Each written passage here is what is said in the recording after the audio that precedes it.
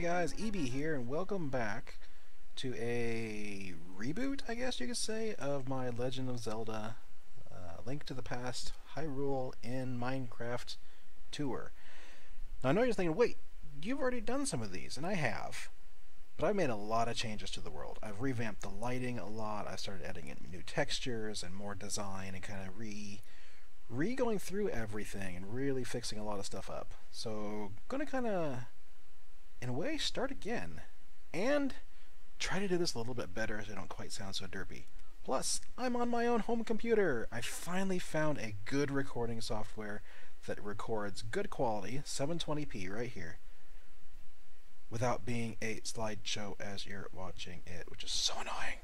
So, I'm gonna jump right in and we will get going. Okay, before we get started, let's talk about the actual world. I'm standing on bedrock, very bottom of the world, and the way I have this designed is we have bedrock. We have like 50 or so layers of stone and mycelium. Now this is the dark world. If we go over here, this is about where I am progress-wise, creating the dark world. But if we continue up, you'll notice there's a red ceiling. And as we slowly fly up there, because that's quite a ways up, the dark world has a red roof, another layer of bedrock, 50 more stone, and at the very top we have grass with the light world. So the light world is positioned directly on top of the dark world. And with that, you are able to, using this command block right here, this is just one I have set up, where you're standing here in the light world, go straight down, and now you're in the dark world. So like I say, it's directly below the light world. So when I started creating this world was when that feature just got added in. That was 1.6? I don't remember if 1.5 or 1.6 when they added in the feature to do custom super flat worlds where you can choose your blocks and stuff. And I may be wrong on those versions, but whichever version that was, that's when I first started this world, way back when.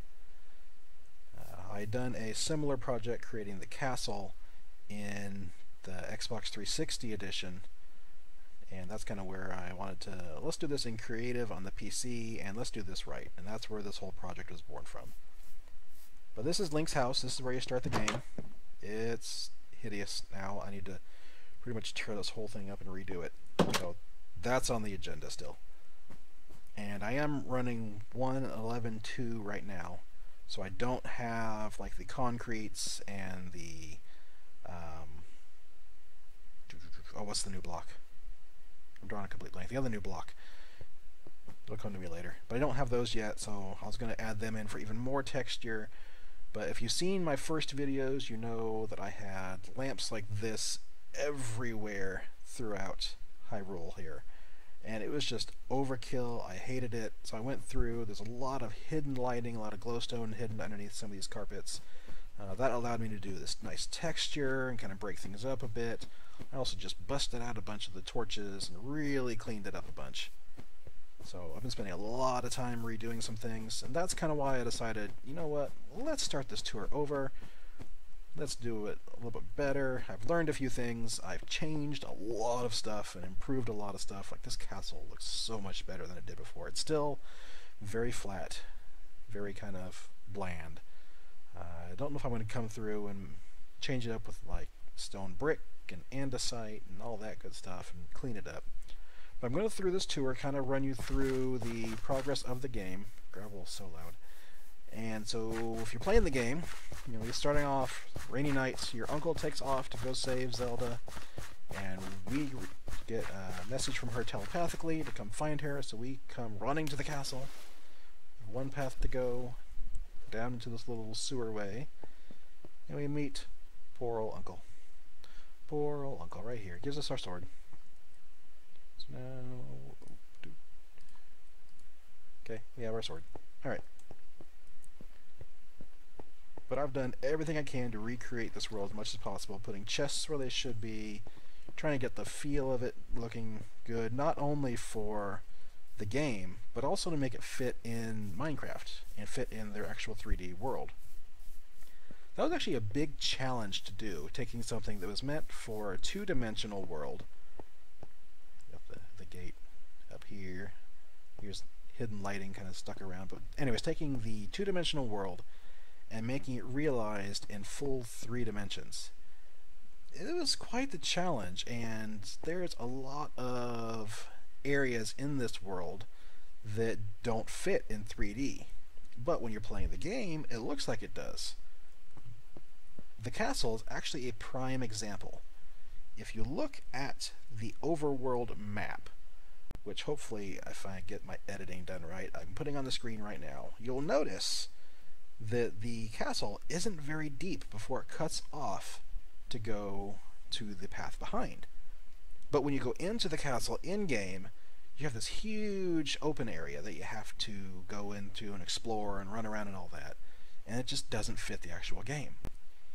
So I had to kind of cheat a little bit and stretch the world to make this castle actually fit in the space. But I think it worked out really well, especially over on Kakariko Village, which we'll get to eventually. But this is the entry to the castle. I've got some hidden lighting, a little bit of detail, a lot of hidden lighting under the carpets, kind of cleaned all this up. Some banners for some decoration. Throne room we'll get to last. Because right now, we're still on our way down to the dungeon to save Zelda. So we got this room off here to the side, leading out onto the balcony around the castle. You know, very simple. Some lanterns hanging down. This room is all hidden lighting. Got our soldier statues in the corners. Back hallway. More statues guarding the way. Sorry for the cuts. I found, like I say, I found a really good recording software, but the free version is only 5-minute limits. 5 minutes. That's not a lot of time.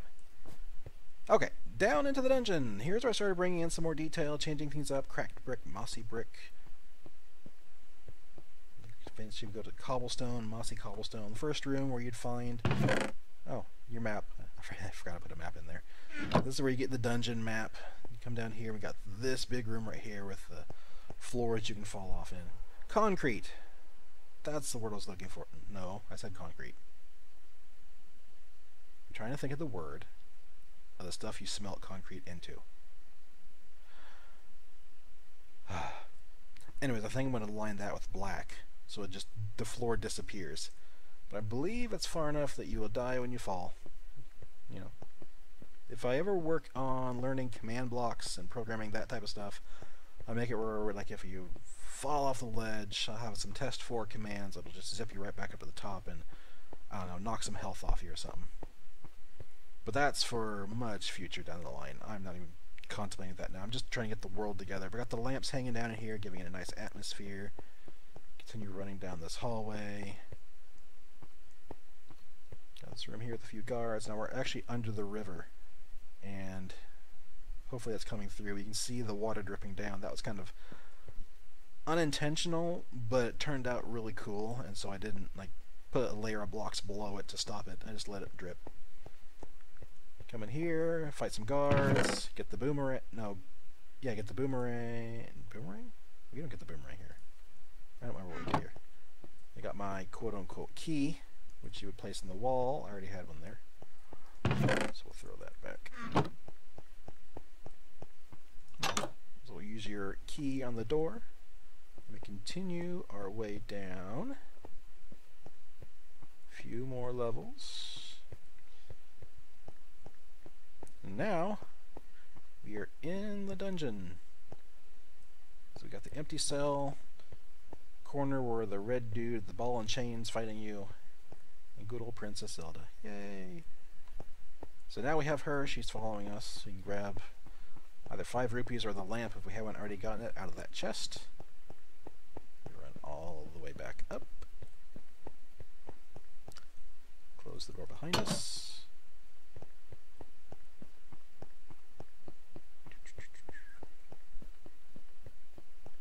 Got this path up here. Heads us back to the main chamber. Now there's like one guard right here. So you get to jump off, go hiya, and knock him off and watch it fall down to the pit. I don't know why, it's always so satisfying doing that. Get back up into the castle. Now we're in this back hallway. This time we're going to go the other side, kind of show it off too. But it's kind of, just the same.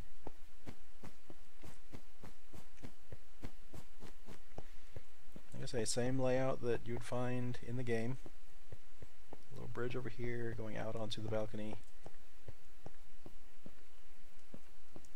Kind of fly around a little bit, show the castle a little more detail while I'm here. Got the courtyard, the gatehouse, Ganon's tower. Like I said, I try to get as much detail in as I can. You know, it's not always easy in Minecraft, but like there's these 8 orange things in the game, so I put the pumpkins there. You know, trying to keep it as accurate as possible. Okay, so now we got Princess Zelda in tow, and we are heading up into the throne room, and I love how this throne room turned out. It's a lot of lamps, but it is a massive height, and it feels good, except for that. I don't like the thrones, don't like how they turned out, but I'm not sure exactly how to do them to make them look better.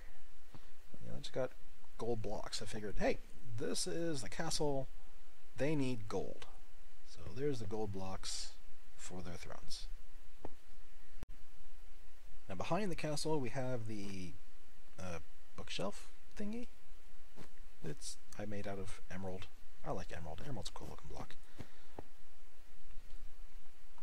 But yeah, normally we would push from one side and go over.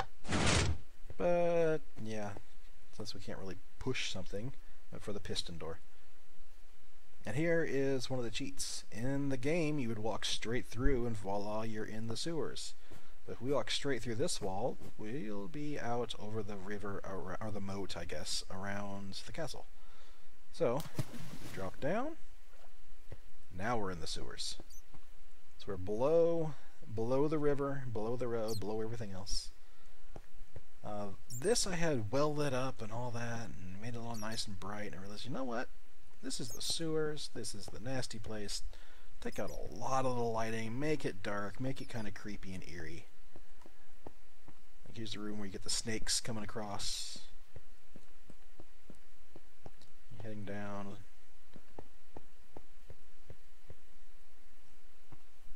I don't know, the plus room. And here's where we enter the actual waters in the sewers. I use just lapis blocks for the shallow water.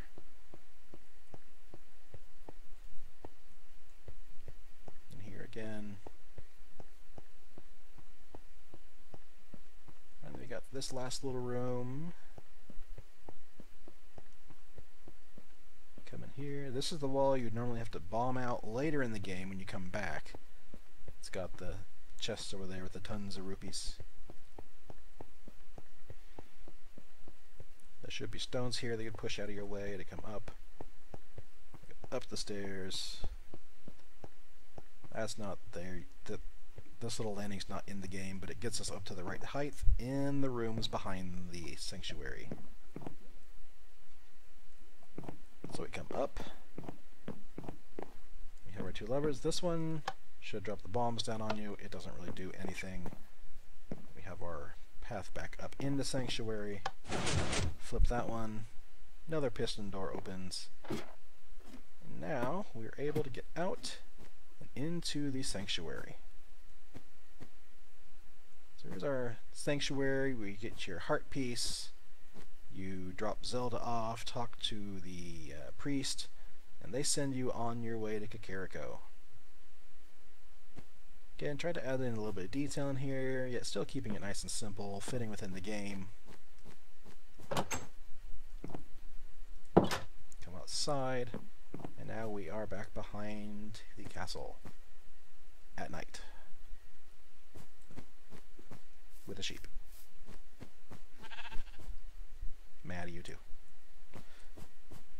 Okay, so here we are outside Sanctuary. We're free to go. We're supposed to go over to Kakariko Village next. But while we're here, I'm going to kind of fly around a little bit. And we got the Sanctuary there. Got Death Mountain back behind the cemetery or graveyard here. You know, all the gravestones where they're supposed to be. Got the two special ones. This one here. Once you're able to lift heavy stones late in the game, you can come back here and you're supposed to be able to open up this tombstone and get... is it the cloak? I think it's the cloak you get in here. Of course, I've got a lever to get down in here.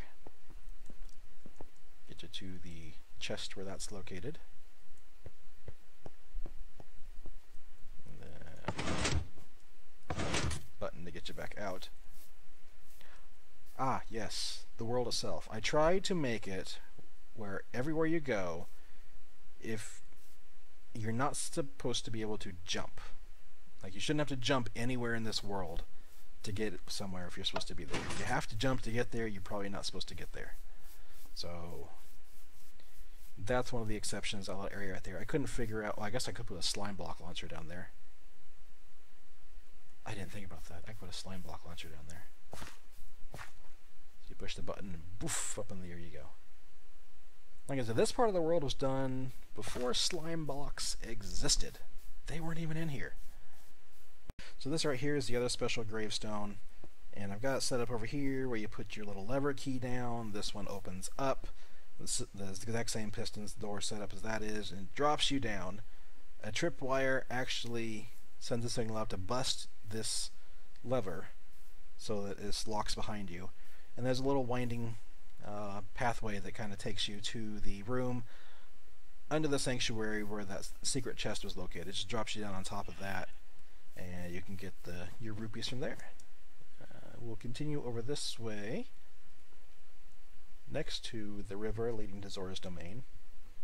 We have this little area. This is the room here. You come down, that door's locked. But if you know the secret, and this isn't obvious at all, is it? Having the nice, bright color difference. But you drop down here, come across the path, and you have your fairy fountain. You grab your fairies, you get all healed up, one-way door, and you're back out. I mentioned earlier talking about stretching the world. You had to stretch it to accommodate this long castle, and this is exactly what I was talking about right here. This path should come to here-ish, and then instantly connect to here-ish. But I had to stretch this out as long as I could. Threw in a couple extra trees. Over here I just added a big foresty area that you don't have access to. This is, and up here is the only place in the world where you don't have custom trees. All these trees are all custom made. Not very pretty, but they match the trees in the game. And the way I would place them is I would put like the grid pattern of the logs in the ground, and then put the 4 stump parts on the bottom, and then I would do that for every tree I wanted to place in an area. Go into MC Edit, copy a tree, which I have my copied trees way off out of the world over that way, and come in and just paste, paste, paste, paste, paste, paste, paste over and over and over again.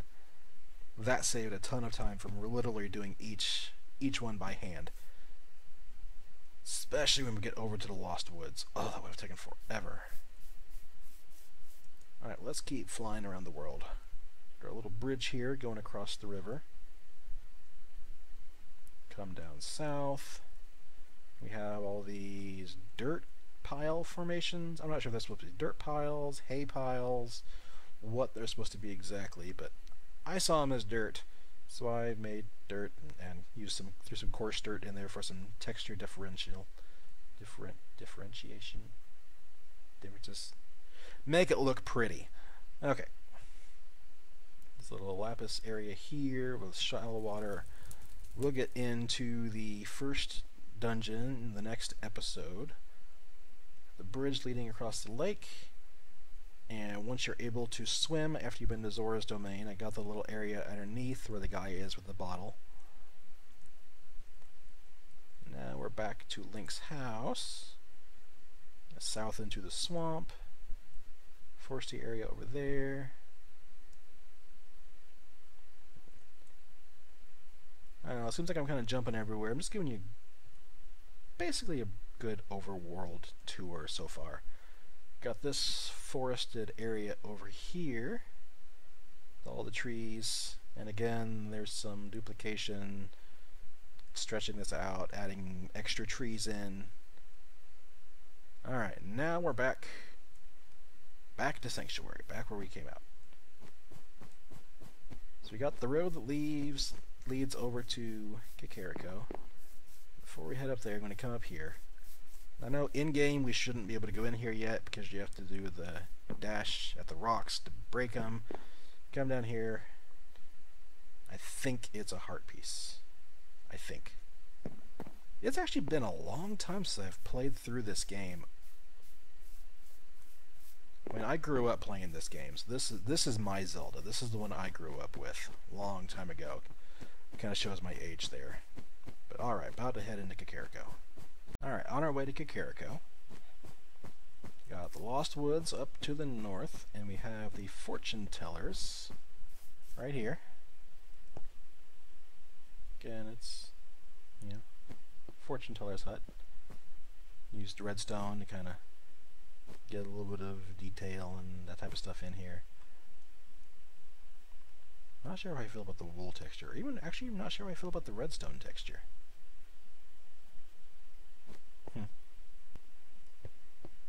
I just thought of it. Terracotta. Yeah. But also got the concrete sand and the concrete blocks. I might replace those, and who knows when because the color update changes a lot of the colors and stuff. I may come back and redo this room. In fact, I'll probably be redoing a lot of different places in the world. Yeah, adding in the concrete powder and concrete blocks themselves. I don't know about the actual terracotta though. Not sure how I feel about that. I don't know where and how it would fit in to this world a lot. But here we are coming down into Kakariko, and I think this is a pretty good spot. We'll pick up here next time.